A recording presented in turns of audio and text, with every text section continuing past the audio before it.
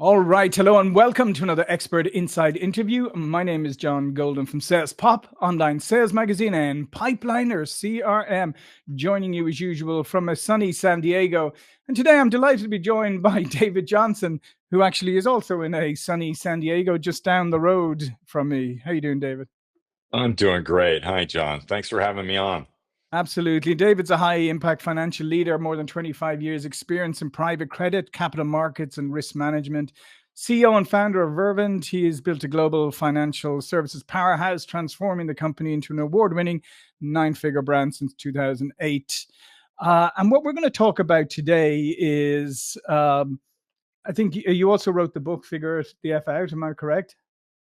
Yes, Yes. I'm working on that one, but Your yes. work, your work in Figuring the F Out, the Yeah. executive's guide to making bold decisions, leading unshakable teams, and winning in business. And we're going to talk about how to succeed in a turbulent economy, like how leaders can make bold decisions. And David, I always found I've been here as we were talking off air, like I've been in the States since I came in the mid '90s in the .com. So I've been through, I guess, three or four recessions at this stage. We had 9/11, then we had the financial crisis, then we've had various things since. And it always seems to me that when a crisis comes up, the majority of people retrench. Even when you're selling, your biggest competitor is no longer your other competitors. It's the no decision. I'm not going to do anything. I'm just going to sit back and wait this out. And that is always very appealing, to people in their businesses. Is okay. Like I'll just batten down the hatches and I'll just ride this out. Um, but what is it? What are the people? What's the mindset, and how do the people approach it who go, no, I'm not just going to batten down the hatches here. I'm going to look at making some bold moves. I'm going to find the opportunity in all this craziness. It's a great question. I will mention before I answer that Vervent is based in San Diego. This is Mhm. world headquarters for Vervent, so we're with you, John. Yeah. Um, Vervent was founded in 2008 in the Great Recession. Um, and it was hard. And I agree that one of the biggest issues that we faced is inertia on the part of decision makers and larger corporations who we wanted as clients. Very difficult. But at the same time, it's kind of like what the problem is, and it's a matter of having the will and the wherewithal to simply like solve a problem, move on, solve the next problem, and just keep going through it and not to let that inertia weigh on you so much that you become, debilitated in your ability to deal with it. It definitely takes a lot of, I won't say rah-rahing, but it takes a lot of making sure that your team is fully behind you and shares, a strong belief in the same vision that you have to move the company forward. And at that point, when you're sharing this strong vision, it really becomes somewhat self-fulfilling, um, because it's something you believe in. Yeah, no, I agree, and I just making a note there. But one of the things that you just mentioned there, I think, is the probably the fundamental piece, and that is people take their cues from the leader or the leadership of the organization, and therefore, as you said, if you're communicating, oh dear, this is terrible, I don't know what to do, just do nothing. Um, that's what the organization is going to take from it. They're probably going to start sending their resumes out too. So it's really important that you have the belief in yourself, and then you also realize, obviously, how you communicate that to the rest of the organization. Definitely. I think one of the important things about communication with the organization is to bring your authentic self. If you're putting on a mask to convince everybody that everything's going to be fine and we're all going, straight ahead, that just never lasts very long. Hmm. It's really people can tell. People understand authenticity and people, will respond to that.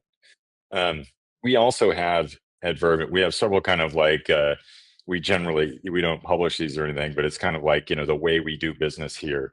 Hmm. Several brief sayings, including things like comfort with discomfort, which is Right. important for us. It's one of our main principles is that you need to get comfortable having uncomfortable conversations, and that may be like, oh well, the market's crashing and this is going to be difficult.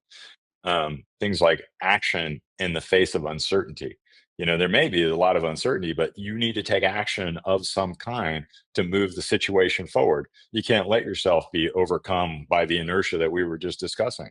Mhm. So things like that you can instill over time. Obviously, Vervent didn't have this kind of thing on day one, but over time, we've instilled this in the organization with a strong culture that really kind of allows us to get through these types of times.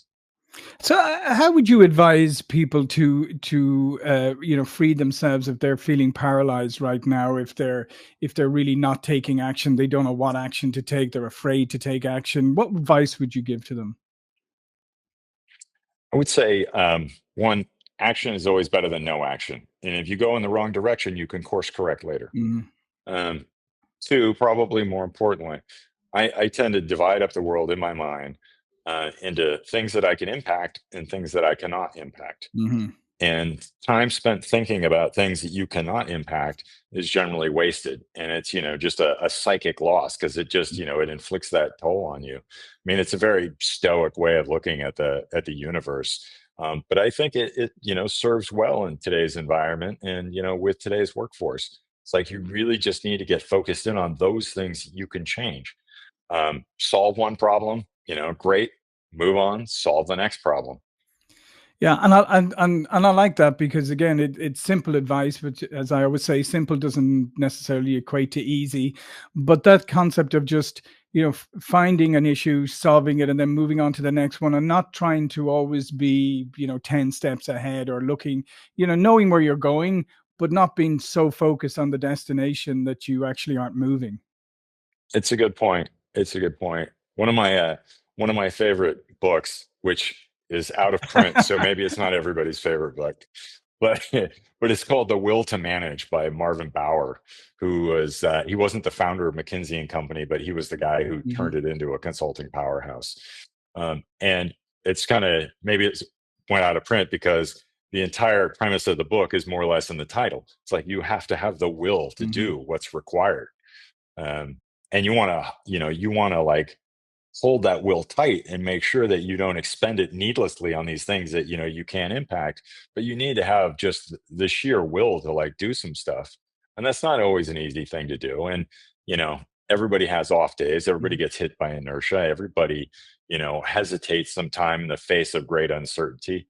Um, but if you have it as a reflex that you can build to just move forward, it will Yeah, and serve there's you something well. that you mentioned a few moments ago I wanted to come back on as well is that idea of taking action. And if you make a mistake, you're going in the wrong direction.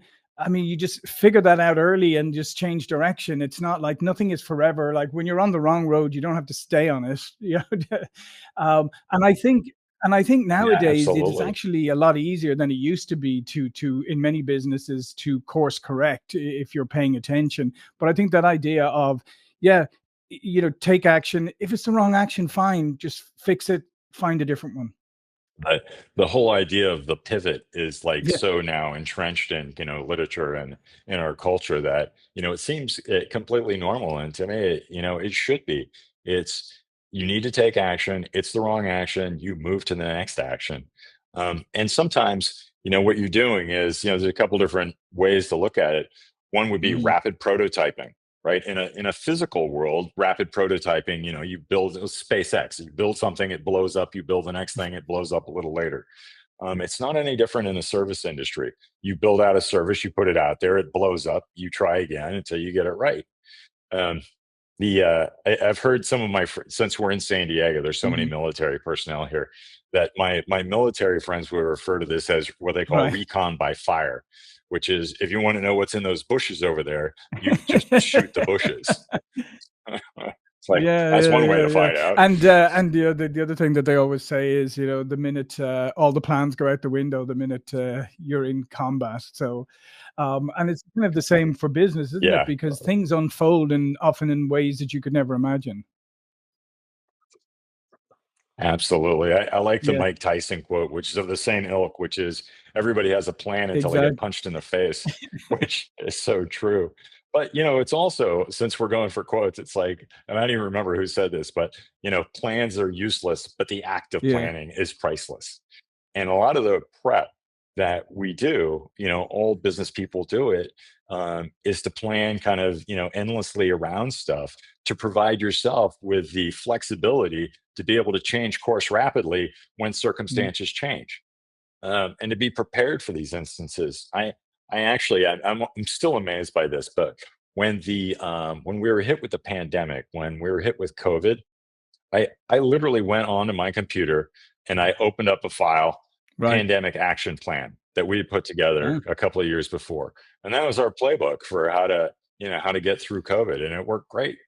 Um, but having a lot of plans, you're probably not going to use any of them, but all that process, yeah, you're No, definitely going to use absolutely. And that. how much is it important, especially for the leaders, to maybe revisit and remind themselves why they did this in the first place, why they want to do this, and kind of get themselves in the right headspace? I have to say that, I this is a slightly orthogonal answer, but I never wanted to be the Hmm. CEO of anything. I was happy being a consultant. I was at Bain and Company. I was at McKinsey and Company. Loved it. Um, and when I founded Vervent, it was with the intention of having a CEO Hmm. run it, not me. But our first like lighthouse client was the FDIC, which Sure. is a gigantic client for a firm that only has 5 people. And so I had to like step in and just kind of get it sorted and get it headed in the right direction. And as soon as I sat down in that chair, it came to me very rapidly. Hmm. I just love it. I love being the CEO. I love like working with the team. I love working with our clients. I love delivering value to people. I love fulfilling the mission of our organization. And it's I actually don't need a lot of re-upping on my commitment or thoughts around that. It's just it's kind of I'm probably a little too committed to it. And then, I mean, in that vein, then, um, how important it is it to help like the people around you discover that maybe they have capabilities or capacities that they don't maybe realize, and especially in times of turbulence. I mean, that's when suddenly you can discover that some people are thrive in this environment, but maybe they don't think they do. Yeah, you find out who's going to step up and who's not. Um, yeah, I really we have a strong focus on people who are going to be the first ones to break the glass Mhm. and grab the fire axe. And we've kind of always had that because we've always been very entrepreneurial. But people don't realize that they have it. It's kind of there's got to be some level of Mm. equanimity with chaos. You have to be okay being in chaos at some point and be able to move forward. Um, so we work on that. It's something that we try and get comfortable with. We also have a strong commitment to corporate coaching. We have a very good performance coach, works with our executives, and kind of we work on everybody's individual issues as well as the team issues to make the team more effective as well as the individuals. And that's served us very well. It's helped us develop very strong executives over time.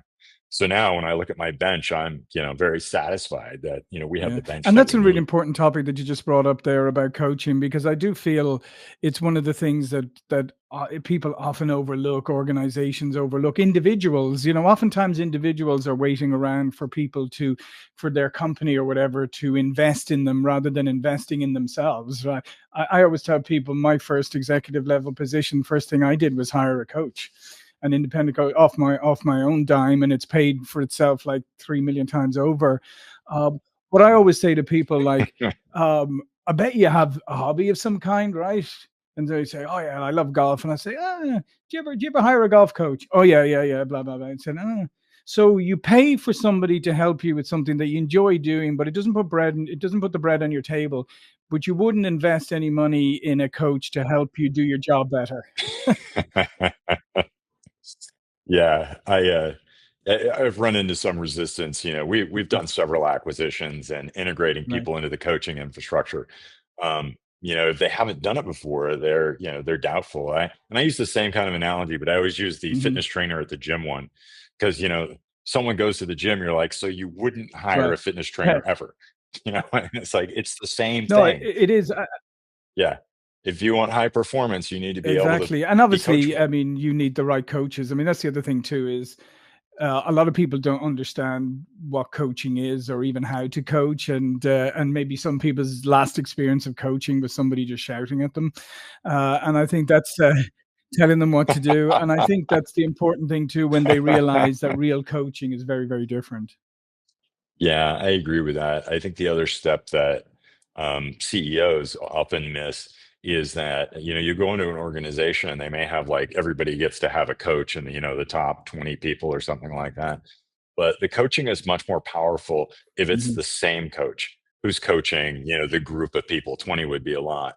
But in order to make the group more effective, not just the people more effective, it needs to be the same person. And frankly, that turns into a superpower when you need to board someone new into the team, because that type of coach, knows everybody, knows where, all the skeletons are, knows like everybody's thing, and can just get someone Yeah. integrated like much, much faster than you would be able to if they had to Yeah, figure it and the all other out thing you mentioned themselves. earlier, I think is worth just revisiting, is that idea of focusing on the things you can control and pushing aside the things you can't. Because let's face it, as humans, we're kind of hardwired in many ways. It's much easier to talk about and moan about the things that we can't control, right? It's comforting, and we just go, oh, it's nothing to do. It's, Hmm. all my problems are external, nothing I can do about them.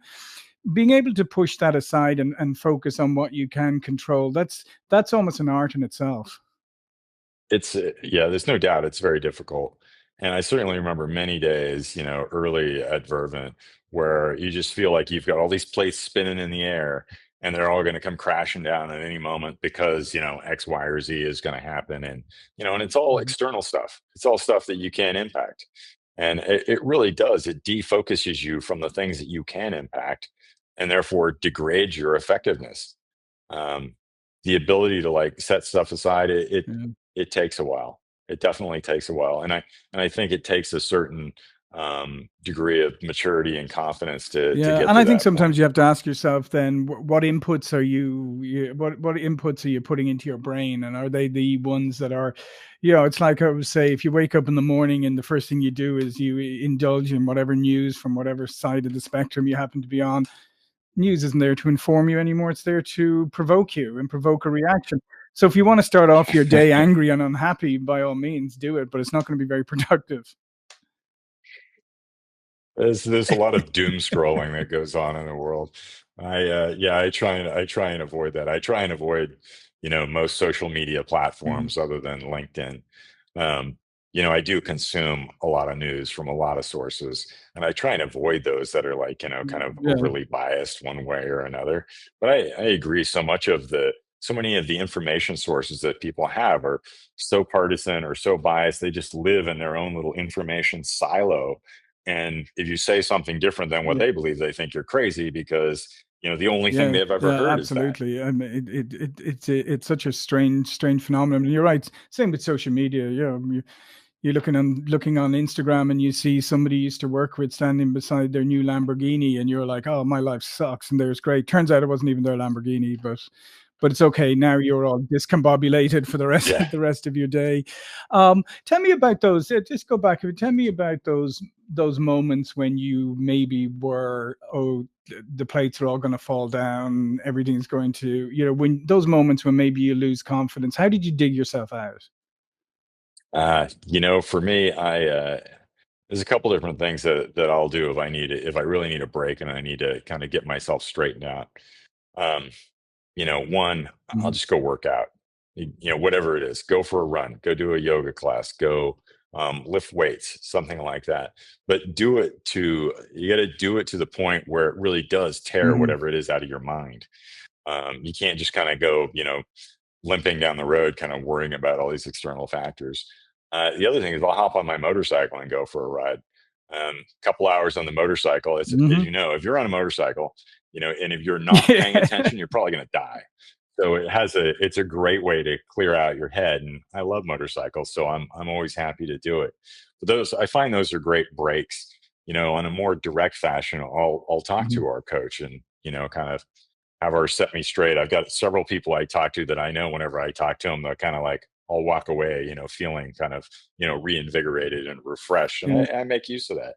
It's important to have people you can talk to. And, being CEO is a lot of people say it's the loneliest job in the world. You've really Yeah. got to cultivate other CEOs or other people that you can really have a, Yeah, frank no, discussion with. I can concur with that. I remember those days of watching my team go off to the pub together, because they wanted to talk about me, and you're like sitting there going, "Well, can Yeah. I come?"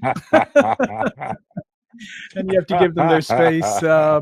But yeah, I like what you said there about doing things that get you out of your head, because sometimes, like, I'll hear people say, "Oh, I do think it gives me a lot of thinking time," and I'm thinking, yeah, but what do you have to do that actually stops you thinking? That, because I think that's even more important. Like for me, Yeah. it's martial arts. I do martial arts, and if I'm thinking about some work problem when I'm in the middle of sparring with somebody, it's not going to end well for me. So it's like I used to ride. There's Yeah, I used definitely to a ride penalty for that. motorbikes back in Ireland like you, and I can concur. There's a couple of wet leaves on the ground that'll take you out if you're not paying attention. Absolutely. Absolutely. That thing to get it out of your mind, to make you stop thinking, it's great. I actually, when I do All yoga, I right. usually do hot yoga, and by the time you're halfway through the class, you're so wrung out that all you're thinking about is like, will someone please open the door just for a second so Yeah, some cool air I can think get it's in so here? important, especially in the world where we have our little narcissistic friend in our hand all the time, our phone going, "Look at me, look at me, look at me." I think it's so important for people to Yeah. find something that gets them out of their head for a while. Yeah. Yeah. And generally, I find that, I try and make a habit of doing those things on a regular basis, so that you Yeah. don't really get to that point. You know what I mean? If you're clearing your headspace once a day by working out or motorcycle riding or punching someone in the sparring ring, then I Yeah, that will 100%. do you. Well, listen, David, this has been fantastic. All of David's information will be below this video. But before you go, please do remind people what you do. I'm the CEO of Vervent, a consumer finance company working in the U.S. consumer Yeah, financial and I markets.